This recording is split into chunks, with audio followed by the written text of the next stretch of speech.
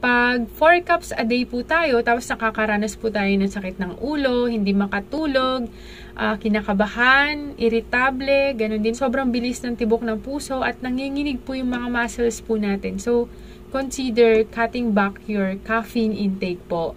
Pag-aralan po natin ano ba yung epekto ng sobrang pag-inom ng kape sa katawan ng tao. Hello po, magandang araw po sa inyong lahat. Ang topic po natin ay galing kay Sir Danford. Nagtanong po kasi siya sa comment section ng aking channel. Ang sabi po niya, "Hi, good morning Ma'am Liz. Ano po ba ang epekto ng sobrang kape sa katawan ng tao?" Kasi po, pag naka 3 times akong magkape sa isang araw, nangangatal ako. Ibig sabihin po, nanginginig po siya. At parang takot na takot, wala naman daw po siyang ginagawa. Hello po sa lahat. Ako po si Liz, nurse organist. Sa mga bago pa lang sa channel ko, ako po ay isang nurse na nagbibigay ng mga health advice na makakatulong po sa ating tamang desisyon. Baka hindi po kayo nakaka-subscribe, please po, paki-like, share, and subscribe nyo po ang aking channel. Click nyo rin po yung notification bell para ma-notify po kayo ni YouTube every time na ako ay mag-upload. Salamat po.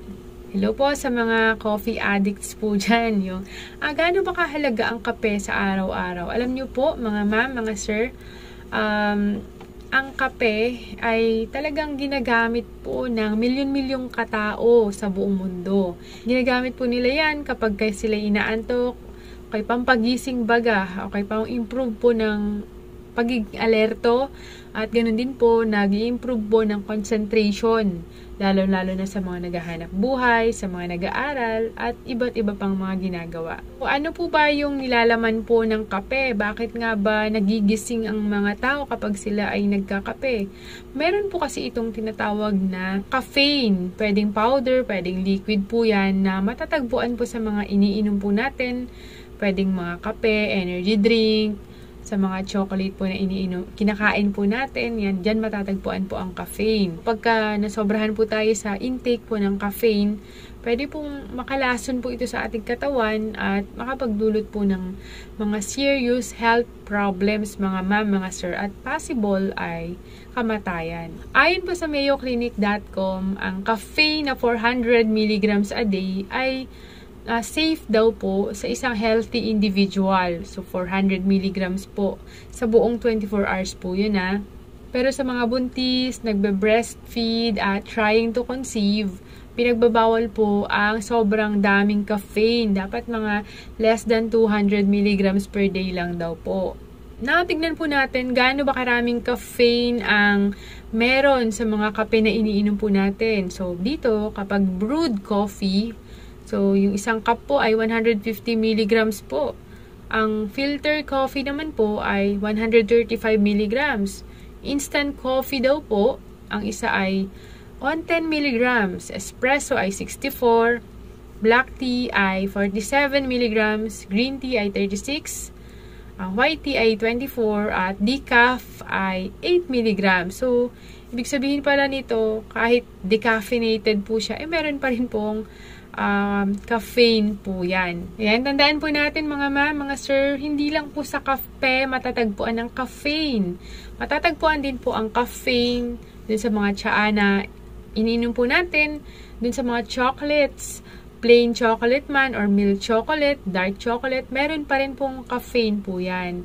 Sa mga cola na iniinom po natin, yung mga soft drinks, energy drink, ayan, diyan po natin matatagpuan ng mga caffeine. So, dapat maging maalam daw po tayo kung gaano karami yung milligrams po per kinakain at iniinom po natin. So, dapat nga po, sabi nga, 400 mg ay safe. Baka hindi na po natin namamalayan, lumalagpas na po pala tayo dun sa safe level na 400 mg. Sa mga buntis naman at nagbe-breastfeed or trying to conceive, baka naman lumalagpas na po tayo sa 200 mg. So, dapat maging maalam po tayo kung gaano karaming caffeine ang nai-intake po natin araw-araw. Yan, sa mga mahilig din po uminom dyan ng Starbucks coffee. Ito po yung caffeine content po ng mga in-order po natin doon. So, tignan nyo po. Every time na tayo bumibili sa mga Starbucks, sa Dunkin' Donuts, sa mga kape, mas maganda, alamin po natin kung gaano karami ba ang caffeine po niyan para po maging safe po tayo. Ano ba yung epekto ng kape sa katawan ng tao? So, pinapataas po niya yung blood pressure, pinapabilis po niya yung metabolism po natin, mabilis tayo magutom, ganun din po. Ihi po tayo ng ihi kasi diuretic po ang kape. Ingat po tayo sa pag-inom ng kape. Lalo na sa mga bata, wag natin laging pinapainom ng kape kasi hindi po magandang idea na pinapainom natin na sobrang daming kape ang mga bata.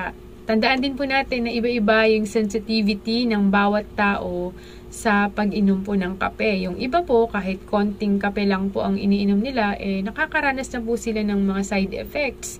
Yung iba naman po, kahit sobrang dami na nang naiinom nila, hindi pa rin nila maramdaman yung side effects. Paano ba natin malalaman kung dapat na tayong magbawas ng kape natin araw-araw? So, ito po yung mga yon. Pag 4 cups a day po tayo, tapos nakakaranas po tayo ng sakit ng ulo, hindi makatulog, kinakabahan, irritable, ganun din po, hindi makontrol na pag-ihi, sobrang bilis ng tibok ng puso, at nanginginig po yung mga muscles po natin. So, consider cutting back your caffeine intake po. Yung iba po, kahit konting kape lang, talagang nanginginig na sila, hindi sila makatulog, okay, nagkakaroon sila ng insomnia. At mas sensitive po yung mga hindi gaanong nagkakape. Magkape sila ng konti, talagang maapektuhan na po sila. Yan, sino po ba dito yung hirap makatulog sa gabi? Iwasan nyo po yung pag-inom ng kape sa hapon para hindi po kayo maapektuhan. Kasi napakahalaga po yung tulog, di ba mga ma'am, mga sir? Okay, baka meron po ditong mga nagtitake po ng gamot, mga supplements. Katulad na lamang po ng ephedrine, theophylline, at echinacea. So, mga gamot po na ito at mga herbal supplement ay meron pong interaction pagdating sa caffeine. So, sabihin niyo po sa inyong mga doktor kung safe ba ang pag-inom ng mga ganitong gamot kasabay po ng kape. So, wala pong masamang magtanong, mga sir. So, paano ba ang dapat na gawin para unti-unti nating mababawasan ng pag-inom ng kape? Unang-una po, check yung milligrams of caffeine na iniinom po natin kada araw. So, kahit pagkain man yan, inumin man yan, energy drinks.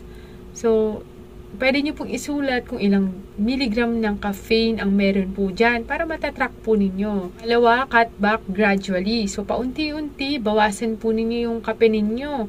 Kung dati malaki po yung baso na ginagamit nyo, so try nyo po yung mas maliit po na baso. Okay naman, dati umiinom po kayo ng Cobra na isang bote. Try nyo po muna na kalahating bote. Yan, mga ganyan. Paunti-unti, bawasan nyo po. Pangatlo, okay, piliin nyo daw po yung mga decaf or decaffeinated na mga kape. At least, umiinom pa rin kayo ng kape, pero konting caffeine na lang yung may intake po ninyo. Pang-apat, mas maganda na mag-take na lang po tayo ng tsaa instead sa coffee. At least yung tsaa, herbal po yun, healthy pa, at wala pang caffeine.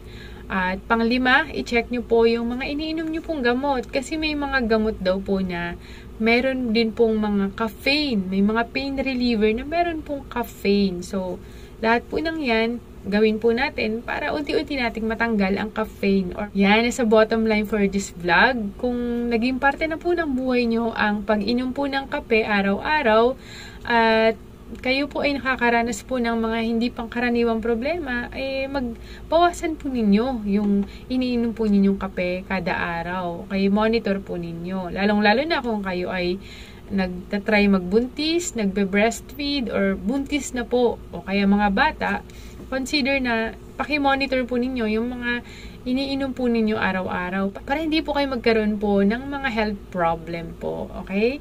Yan. Prevention po is better than cure. Ingat po kayong lagi. Always pray and always smile. I love you all. Bye-bye!